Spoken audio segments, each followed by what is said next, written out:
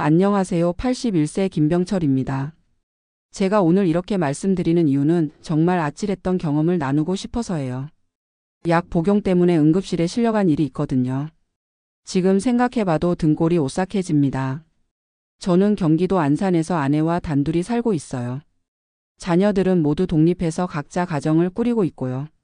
78세인 집사람하고 22평 다세대 주택에서 조용히 지내고 있습니다. 젊었을 때는 정말 건강했어요.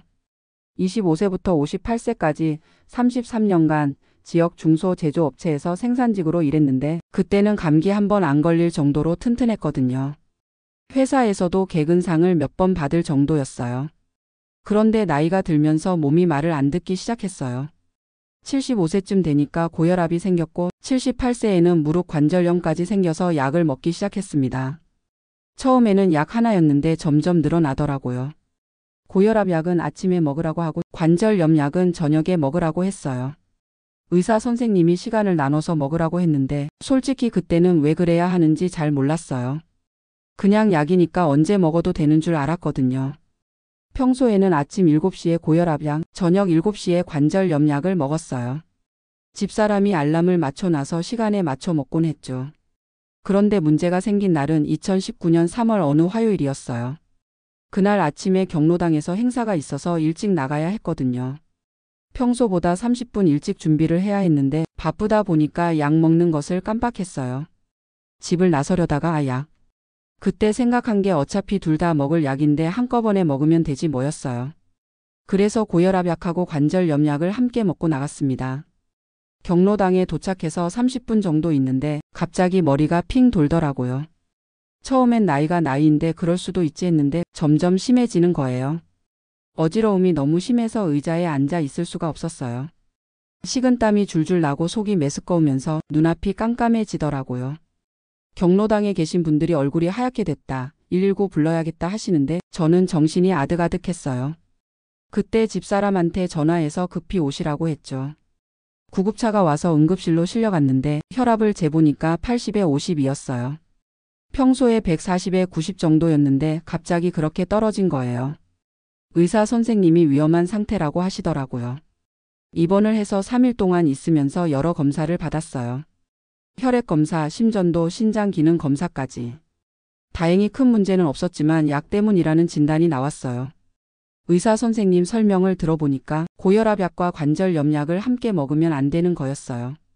관절염 약 중에 소염 진통제라는 게 있는데 이게 고혈압 약의 효과를 떨어뜨린다고 하더라고요.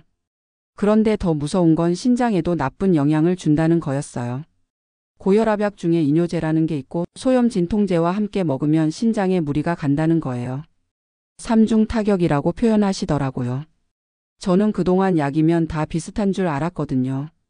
몸에 좋은 약들이니까 함께 먹으면 더 좋을 줄 알았는데 전혀 그게 아니었어요.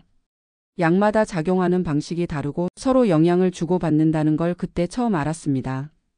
병원에서 약사 선생님이 자세히 설명해 주셨어요.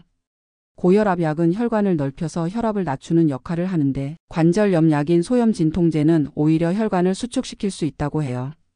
그래서 고혈압 약의 효과가 떨어지는 거죠. 게다가 제가 먹던 고혈압 약 중에 이뇨제가 있었는데 이게 몸의 수분을 빼내는 역할을 해요. 여기에 소염 진통제까지 더해지면 신장에 엄청난 부담이 간다는 거예요. 실제로 제 신장 수치가 평소보다 나빠져 있었거든요. 의사 선생님이 다행히 빨리 병원에 와서 큰 일은 없었지만 조금 더 늦었으면 신장에 심각한 손상이 갔을 수도 있다고 하시더라고요. 그 말을 듣고 정말 아찔했어요. 퇴원할 때 약사 선생님이 복용법을 다시 정리해 주셨어요. 고혈압 약은 아침 7시, 관절염 약은 저녁 7시. 최소 2시간 이상 간격을 두고 먹어야 한다고 했어요. 그리고 무엇보다 중요한 건 임의로 약을 바꾸거나 시간을 조절하면 안 된다는 거였어요. 의사가 시간을 정해준 데는 다 이유가 있다는 거죠. 집에 와서 집사람하고 앉아서 이야기를 했어요. 내가 너무 약을 우습게 봤구나. 앞으로는 정말 조심해야겠다. 큰아들이 달려와서 눈물을 흘리더라고요. 아버지 정말 큰일 날 뻔했네요. 앞으로는 제가 약 관리를 도와드릴게요.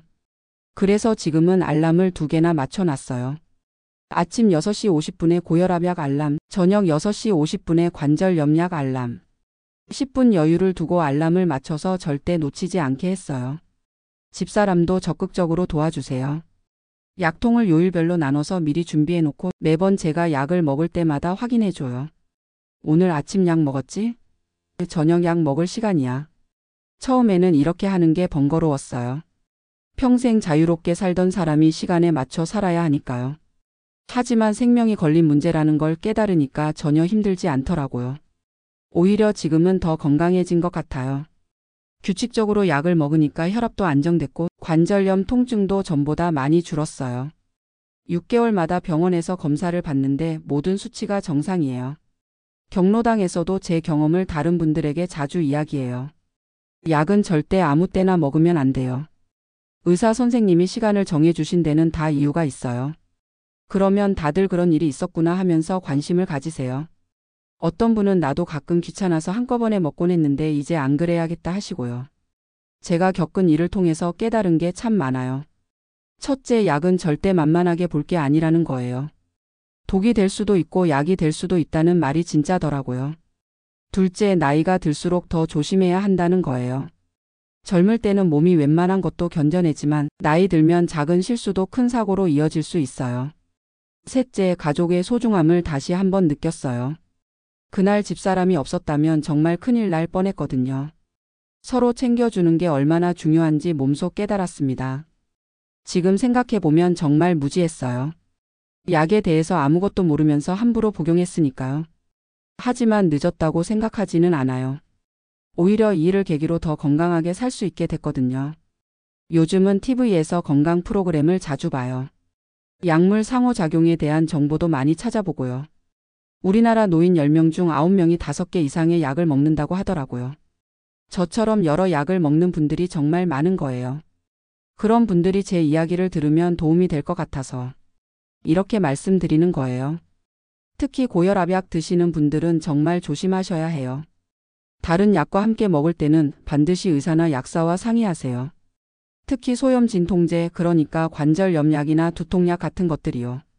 저는 이제 새로운 약을 처방받을 때마다 기존에 먹던 약 리스트를 가져가요.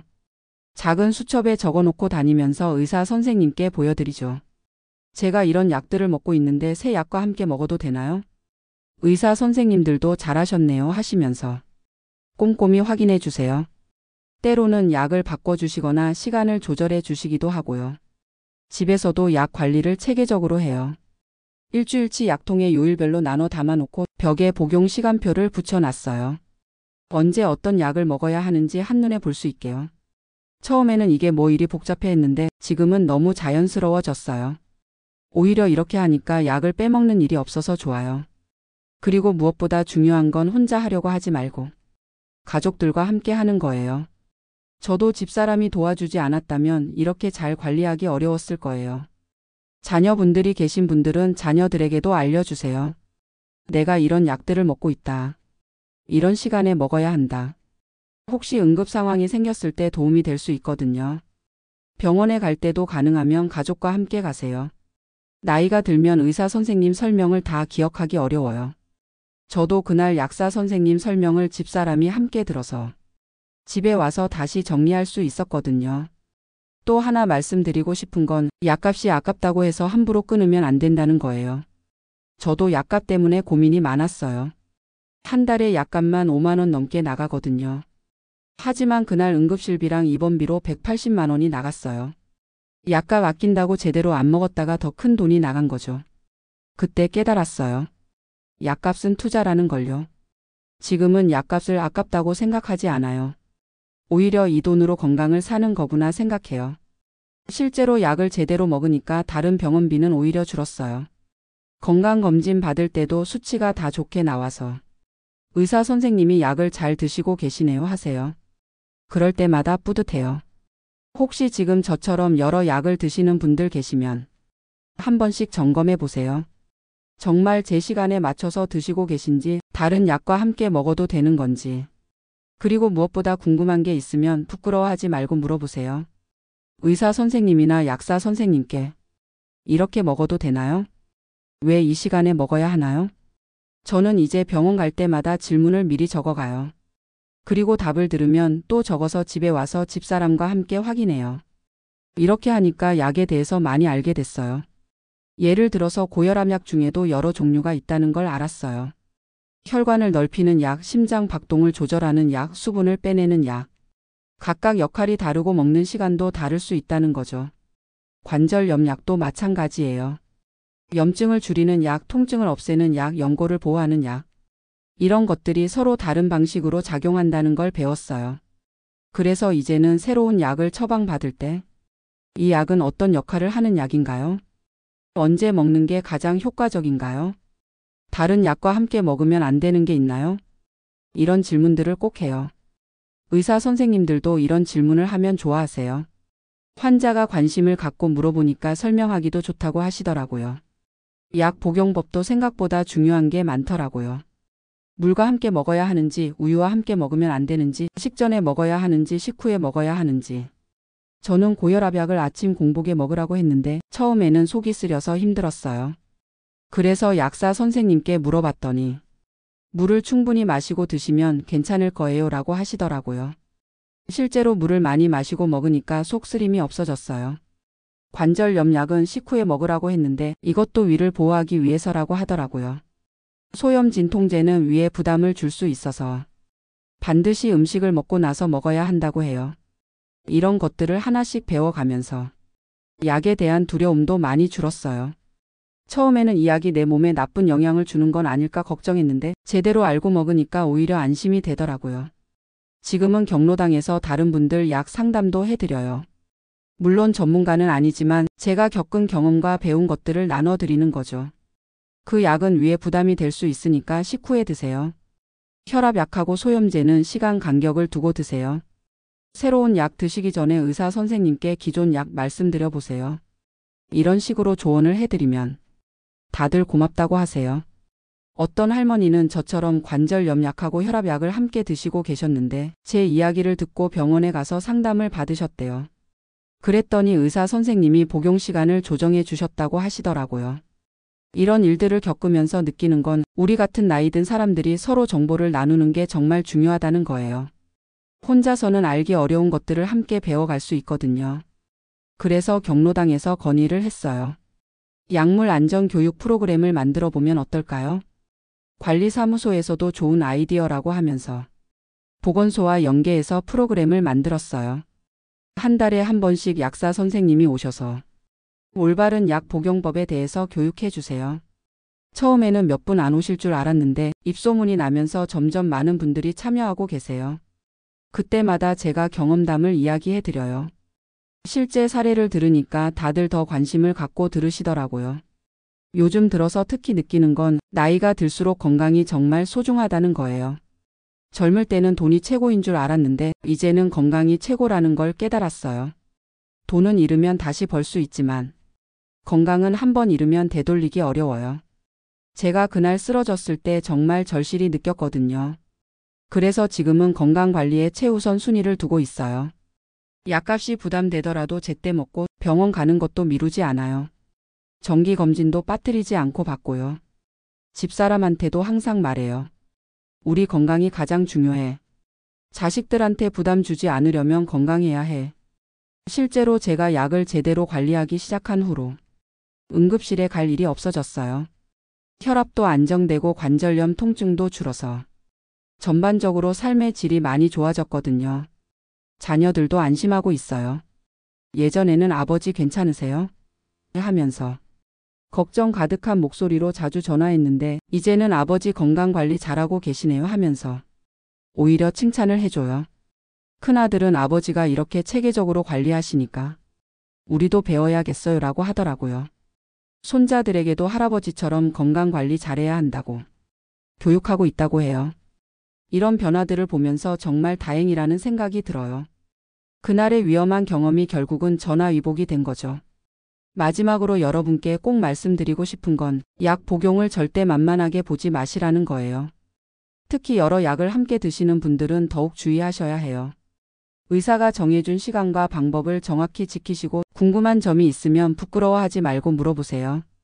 가족들과도 정보를 공유하시고요. 건강은 혼자서 지킬 수 있는 게 아니에요. 의료진, 가족 그리고 주변 사람들과 함께 협력해서 지켜나가는 거예요. 저도 이제 85세까지는 건강하게 살고 싶어요. 그러려면 지금처럼 꾸준히 관리해야겠죠. 여러분도 모두 건강하게 오래오래 사시길 바랍니다. 약 때문에 고생하고 계신 분들께는 포기하지 마세요. 올바른 방법만 알면 충분히 관리할 수 있어요라고 말씀드리고 싶어요. 복잡해 보여도 생명을 위한 일이니까 하나씩 천천히 배워가시면 됩니다. 저도 81세에 새로 배웠는데 여러분도 할 수 있을 거예요. 도움이 필요하시면 주변에서 도움을 요청하세요. 의료진, 가족, 친구들 모두 기꺼이 도와줄 거예요. 혼자가 아니라는 것만 기억하시면 됩니다. 건강하게 오래 사는 것.